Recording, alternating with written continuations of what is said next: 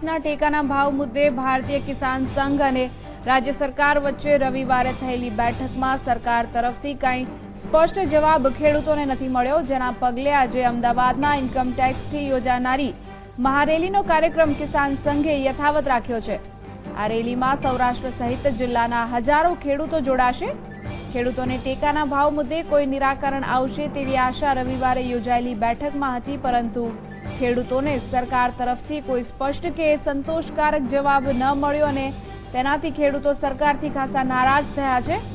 લગભગ 4 કલાક જેટલી લાંબી ચાલેલી મેરેથોન બેઠકમાં સરકારના પ્રતિનિધિ તરીકે ભૂપેન્દ્રસિંહ ચુડાસમા, રમણ વોરા, નીતિન પટેલ અને કૌશિક પટેલ જેવા સિનિયર નેતાઓ અને પ્રધાનો ઉપસ્થિત રહ્યા હતા।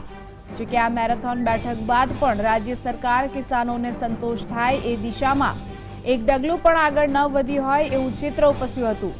નોંધનીય છે કે ખેડૂતો કપાસનો ટેકાનો ભાવ ₹1500 ઉપરાંત ₹200ના બોનસની માંગણી કરી રહ્યા છે।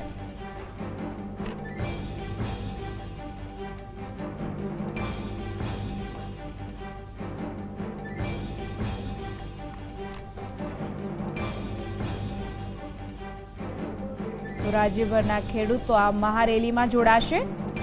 આજે અમદાવાદના ઇન્કમ ટેક્સ ખાતે રાજ્યભરના ખેડૂતો આ મુદ્દે પોતાનો વિરોધ પ્રદર્શન કરવા માટે આ રેલીમાં જોડાશે। કપાસના પોષણક્ષમ ભાવ સહિતના મુદ્દે તેઓ વિરોધ નોંધાવી રહ્યા છે। કિસાન સંઘ, ભારતીય કિસાન સંઘ મહારેલી યોજી રહ્યું છે, જેમાં રાજ્યભરના ખેડૂતો જોડાશે। કપાસના પોષણક્ષમ ભાવ સહિતના મુદ્દે ચર્ચા કરાશે। ઉલ્લેખનીય છે કે રવિવારે થયેલી રાજ્ય સરકાર અને કિસાન સંઘની મીટિંગમાં ખેડૂતોને કોઈ સંતોષકારક જવાબ ન મળતા તેઓ નારાજ થયા છે અને આજે તેમણે મહારેલીનો કાર્યક્રમ યથાવત રાખ્યો હોવાથી હાલ અમદાવાદના ઇન્કમ ટેક્સ ખાતે ભારતીય કિસાન સંઘની મહારેલી યોજાવાની છે।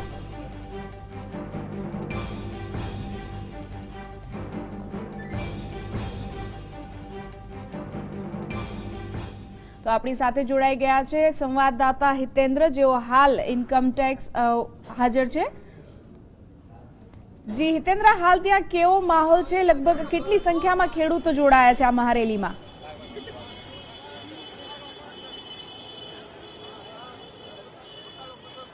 થી પણ વધારે અત્યારે કિસાનો અત્યારે સમગ્ર ગુજરાતમાંથી અહીંયા અમદાવાદના ઇન્કમટેક્સ ખાતે રેલીમાં આવી પહોંચ્યા છે।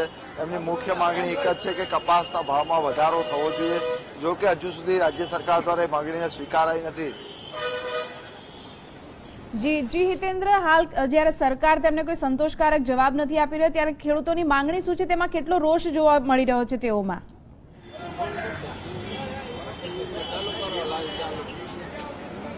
હું અમને બતાવવા માંગુ છું કે અત્યારે ખેડૂતો જોઈ શકાય કે તમામની એક જ માંગ છે કે અમને કપાસના ભાવમાં વધારો મળવો જોઈએ। અમારી સાથે કચ્છના ખેડૂત પણ જોડાયા છે। આપનું શું નામ છે? શામજીભાઈ। શામજીભાઈ, તમારી મુખ્ય માંગ શું છે? મુખ્ય પાક એરંડા, કપાસ અને મગફળી મુખ્ય પાક છે અમારા, અને તમામ વસ્તુનો પોષણક્ષમ ભાવ મળતો નથી, એટલે પોષણક્ષમ ભાવ માટે અમે અહીંયા અમદાવાદ આવ્યા છીએ। કપાસનો ભાવ કેટલો તમને મળવો જોઈએ? કપાસનો ભાવ 1300 થી 1500 રૂપિયા 20 કિલોના અમને મળવા જોઈએ।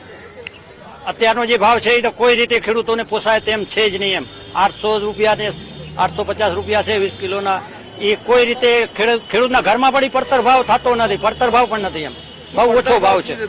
પડતર ભાવ 1000 રૂપિયાથી ઉપર હોવો જોઈએ, એ પડતર ભાવ 1000 રૂપિયાથી 20 કિલોના 1000 રૂપિયાથી વધારે પડતર ભાવ ખેડૂતના ઘરમાં આવે છે, અને 1300 થી 1500 રૂપિયામાં વેચાય તો જ ખેડૂતને કાંઈક 2 પૈસા નીકળે એવું છે, બાકી તો આ ભાવ કોઈ હિસાબે પોસાય એમ નથી, ખેડૂતના કપડાં ઉતરી જાય એવું છે। ગઈકાલે જે કિસાન સંઘના નેતાઓ દ્વારા જે માંગણી કરવામાં આવી રાજ્ય સરકાર સમક્ષ, તેમના દ્વારા તો વીજ બિલમાં રાહતની વાત કરાઈ છે, બેંક લોનના વ્યાજમાં રાહતની વાત કરાઈ છે, ભાવ વધારા માટે કોઈ વાત થઈ નથી। શું કહેવું છે? ભાવ વધારા માટે વાત થઈ છે, ભાવ માટેનું જ આ બધું અમારું આજે આંદોલન કરવામાં આવ્યું છે। એ ભાવ ખેતીના તમામ ઉત્પાદન જે ખેતીમાં થાય છે તમામનો ભાવ વધારા માટેનું જ આંદોલન છે, અને એ ભાવ વધારા માટે તો અહીંયા બધા કિસાનો એકત્ર થયા છીએ, અને ભાવ માટેનું જ આ બધી ચાલુ છે. ગઈકાલે જે મંત્રણા થઈ એમાં સ્પષ્ટ માંગણી હતી કે આ બે રાહત આપશે, ભાઈ એમનો સ્પષ્ટપણે માંગ છે. બીજા પણ અમારી સાથે ખેડૂતો છે, એમની મુખ્ય માંગ એવી હતી કે અમને આમાં રાહત અપાય. અત્યારે બધા ખેડૂતોનો કપાસ વેચાઈ ચૂક્યો છે એટલે નુકસાન થઈ શકે એમ છે. ના ના, ખેડૂત નુકસાન થઈ ગયું છે તો એમાં પણ એનો વધારો જે આને ખેડૂતે જે એનું નુકસાન ભોગવી લીધું છે તો એમાં ખેડૂતોને વીજ બિલ વાર્ષિક અને લોનનું જે વ્યાજ હોય એ માફ કરવા એની જ માંગણી હતી. અમારી કિસાન સંઘની જે બેઠક હતી એમાં એ જ માંગણી હતી. બીજા પણ અમારી સાથે અત્યારે ખેડૂત જોડાઈ ચુક્યા છે, એમનું સ્પષ્ટપણે શું માનવું છે? અમારું કેવું એવું છે કે અત્યારે જગતનો તાજ છે એ દી રાત દી જોયા વગર ટાઢ તડકો જોયા વગર રાત દી મહેનત કરે છે અને આજે એને કઈ પૂરતું વળતર નથી મળતું ત્યારે એના પાછળ કઈ રહેતું નથી એના ઘરમાં. એનો કમસે કમ એનો 1000 રૂપિયા જયારે હોય ત્યારે એનો પડતર ભાવ થાય છે. એમ કમસે કમ જે 1500 રૂપિયા હોય તો એનો વ્યવહાર ચાલે ને વ્યવહાર ચાલે એમ નથી. સરકાર આ તમારી માંગણી નહીં સ્વીકારે તો તમે શું કરશો? અમે ઉગ્ર આંદોલન કરશું, રસ્તા રોકો, ગમે ઉગ્ર આંદોલન કરશું. એમ પણ તમને વ્યાજમાં માફી આપે કે વીજ બિલમાં રાહત આપશો તો માની તમે કોઈ સંજોગમાં નહીં માનો. આ તમામ લોકોની એક જ વાત છે કે ભલે સરકાર દ્વારા વીજ બિલમાં રાહત અપાય કે બેંક લોનના વ્યાજમાં રાહત અપાય તો એ નહીં માને. કપાસના ભાવ મુદ્દે કોઈ પણ રીતે લઈને જ રહેશે. સમગ્ર માહિતી સાથે અમારી સાથે જોડાવા